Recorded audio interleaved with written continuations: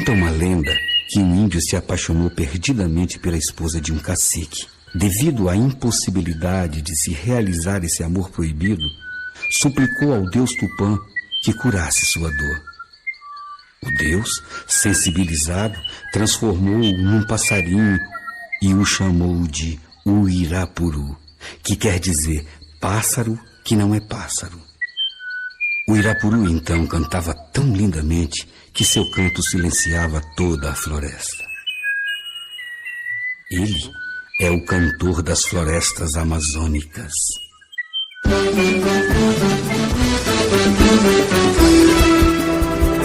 Nas asas dos caminhos dos olhos que tudo enxergam, o pássaro da alma do poeta.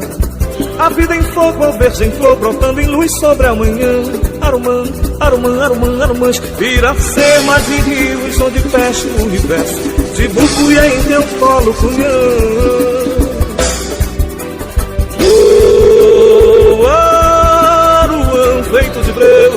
Vento de breu, encheias de amor dos versos meus. Encantarei.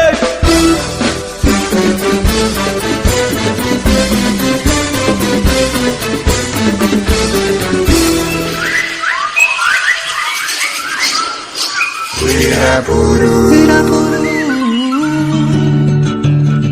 Lança teu canto, Irapuru,